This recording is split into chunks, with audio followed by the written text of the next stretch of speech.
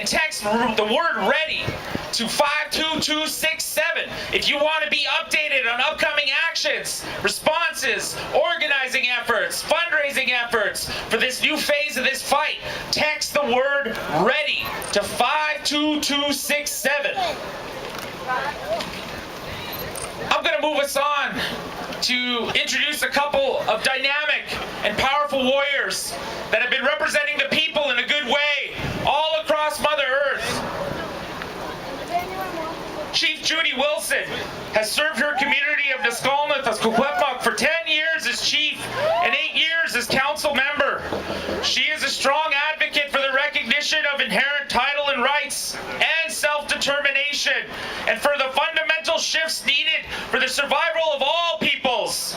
She is on the executive of the UBCIC and a strong opponent to fossil fuel extraction on Indigenous lands.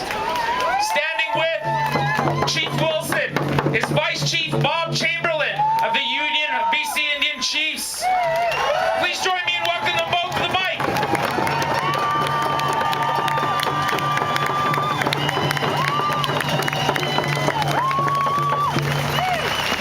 Thank you for all coming out on Squamish, Tsleil-Waututh, and Musqueam territory. We're so honored for the ancestors who fought for us way back when, and the descendants who are still here today fighting for us so that we can have a better future, a clean water, Mother Earth, and all the plants and medicines, especially our aquatic life, our consultant, we call it in our language. We're so honored to be standing with the people here, and also the people that are here today with the strong message. Kinder Morgan needs to know that they cannot no longer bring destructive pipelines onto our territory. And the same message has to go to the federal government, also that they cannot push through dirty oil pipelines through BC.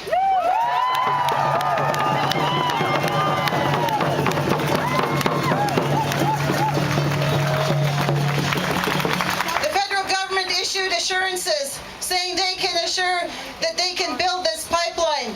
Indigenous people say no. They do not have the consent of all of the Indigenous people along that route, nor will they get that consent. Many of our Indigenous nations are saying no. We'll stand with Tsleil-Waututh, we'll stand with Squamish, and any other nations that are saying no, because it's the right thing to do.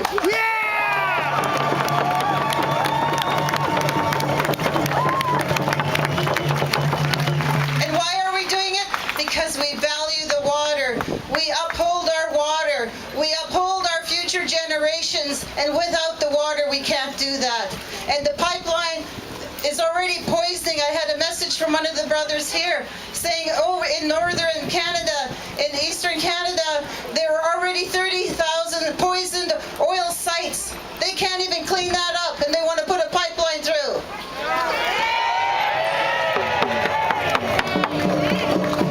They have a lot of issues with their existing pipeline they don't want to address. They don't want the truth to come out because they need to shift, and they're not shifting. But with the Canadian government saying they're open to dirty oil, fossil fuel, that's sending the wrong message. Let's send the correct message to the Canadian government and to the ministers and to any of those investors that are saying that's okay. Because even the Kinder Morgan shareholders said this isn't responsible. They voted 80% for the sustainable reporting. Even the share investors, the pension people that were trillions of dollars said no, that they need sustainable reporting and more action on climate change. And Canada has to listen.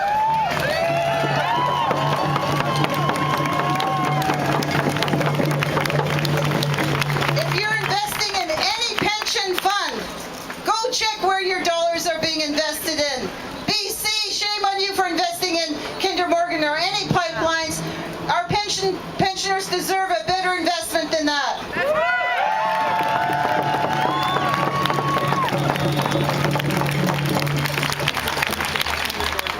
And also the other point I wanted to make is Canada cannot say they can have insurances against the court decisions coming out yet that still have to be decided. And there's still an appeal from Squamish. We need to support them and uphold their push for that federal decision, and also the other court cases that are in court right now, and also the over 150 years Canada has not dealt with our recognition of our Indigenous Thailand rights. The reconciliation that they're pushing forward is false because they are not meeting with our people on consent.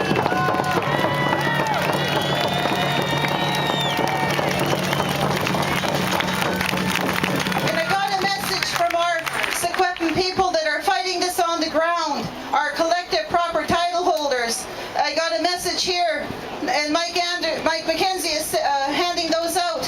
And the message is Canada and Kinder Morgan do not have the title nor jurisdiction to operate or build pipelines in Secwepemc Nation.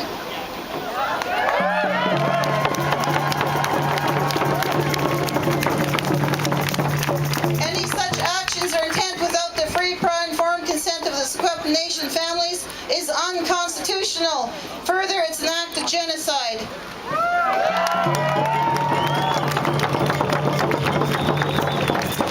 Parallel with Canadian law, the rule of law of the Secwepemc people disables any corporation, and I want to add the federal government, dealing the corporation from engaging without meeting the minimum requirement of both laws.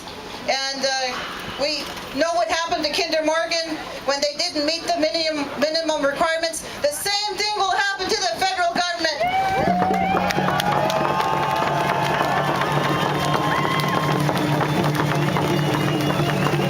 Support Tsleil-Waututh with the Watch House in Burnaby Mountain. Support Chief Lee Spahan in his opposition in Coldwater. Support the Secwepemc tiny houses that are going to be on the land when they meet the challenge of no to any of the pipeline going through our territory, even if it's a Nationalism Federation pipeline. Cooks Chairman, thank you.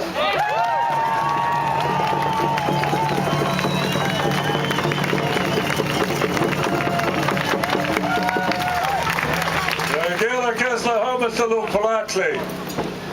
Nugwa Gilakame, Gaya Tanaka Quiquasutu, Kaquatlis, Muskama, Zaudeno. Gela Kesla Tsleil-Waututh, Squamish, Musqueam, Lacuklamas, Wheatla Megas, Nunwa Colas, Quatnala. Oh, la Gela Eekla gets Iti Dudo Konumyu. Every one of you, it's so good to see you again.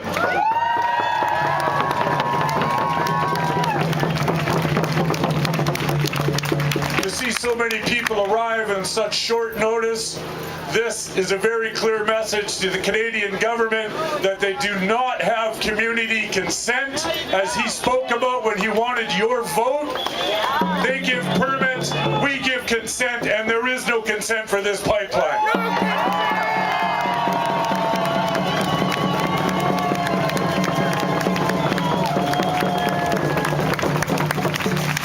We are now living in the 151st year of Canada, so it's been over 151 years of the denial of Aboriginal rights, the denial of Aboriginal title, and a clear path to attack our peoples. And I don't believe Canadians support that any longer.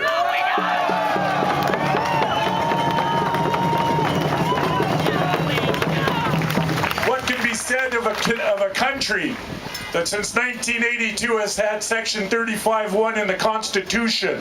The Constitution of this country clearly states that recognizing Aboriginal rights are alive and well in this country, and I think it's time that the Canadian government live up to the Constitution. It's the foundation of this country.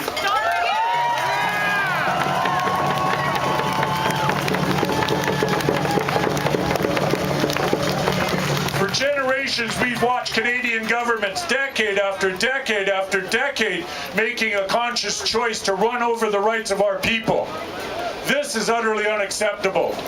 It is time now that the Canadian government put action to the words of the commitments to the UN Declaration on the Rights of Indigenous People, and this requires free, prior, and informed consent.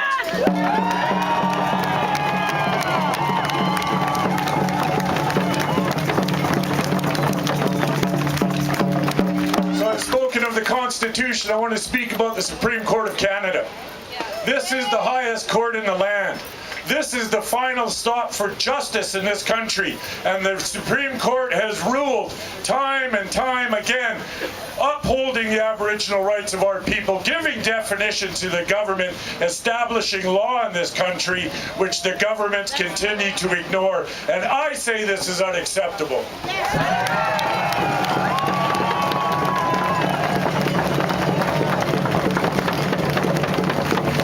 When we consider the United Nations Declaration on the Rights of Indigenous People,